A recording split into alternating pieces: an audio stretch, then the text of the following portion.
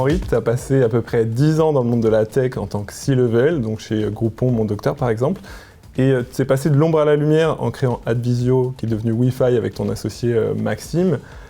Qu'est-ce qui a motivé cette création et si tu peux nous en parler un peu? Et effectivement, après mon dernier job, je me suis laissé titiller par des amis du réseau des conseils d'anciens managers qui disent t'es pas cap. Et donc j'y suis un peu allé pour fanfaronner, pour montrer que j'étais capable de le faire. C'est pas une très bonne raison de monter une entreprise et c'est pas comme ça qu'il faut faire. Et donc on s'est associé avec Maxime effectivement il y a 5 ans, d'abord dans Advisio, qui est devenu le groupe Wi-Fi suite à notre fusion avec Mobiskill, qui est un groupe de conseils RH qui adresse l'écosystème digital et notamment beaucoup les startups et les scale-up. Autour de tout le sujet de leur staffing, notre positionnement c'est la fin de la chaise vide, c'est-à-dire d'être un prestataire de services de confiance qui va permettre de remplir une chaise vide dans une entreprise, que ce soit en recrutement, en freelancing ou en mission en prestation de service. Et ça marche de dingue puisque en 2022, tu as le groupe EDG qui est entré au capital. Vous avez annoncé le rapprochement avec Mobiskills. On apprend que ton actionnaire se fait rejoindre par la Tour Capital. Comment, à titre perso et au niveau de ta boîte, tu arrives à vivre ces changements assez majeurs en fait, et rapides? Je t'avoue qu'à titre personnel, c'est pas très simple parce qu'effectivement, à partir du moment où on n'est plus uniquement dirigeant d'une entreprise, on est aussi relié à l'externe par du M&A, des acquisitions, des investissements. On se met à avoir une double vie, faire tourner la boutique et en même temps parler à l'extérieur. D'autant plus qu'à l'intérieur, on ne peut pas toujours dire ce qui se passe à l'extérieur. Et ton patrimoine, c'est principalement ta société. Du coup, il y a eu beaucoup d'actualités, j'imagine des changements de valorisation. Est-ce que ça a un impact sur ton quotidien?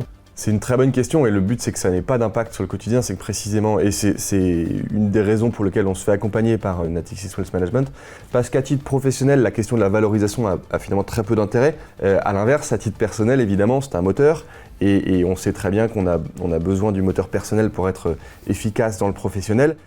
C'est précisément pour cette double capacité d'une banque privée à dérisquer le personnel, c'est-à-dire à prendre le cash-out et à mettre les enfants à l'abri, la famille à l'abri, et en même temps d'accompagner à titre professionnel le risque. Par exemple, Natixis Wealth Management nous a accompagnés pour réinvestir dans Mobiskill un argent qu'on n'avait pas à ce moment-là, donc de faire un effet de levier pour réinvestir dans le LBO.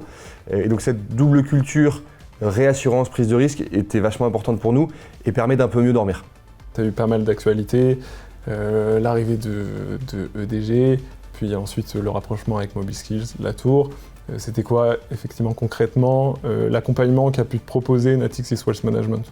Dans le perso, tu as toute la structuration, la fiscalité, l'ingénierie patrimoniale. Et puis à l'inverse, tu as plutôt les sujets de fuel, de capacité à remettre de l'argent dans la machine. Et donc ça, c'est plutôt le métier de banquier de financement. Et donc c'est cette double culture.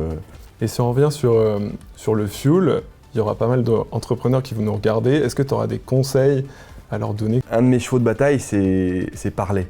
Je crois et je dis assez souvent qu'un chef d'entreprise ou une chef d'entreprise se doit de communiquer pour le compte de son entreprise.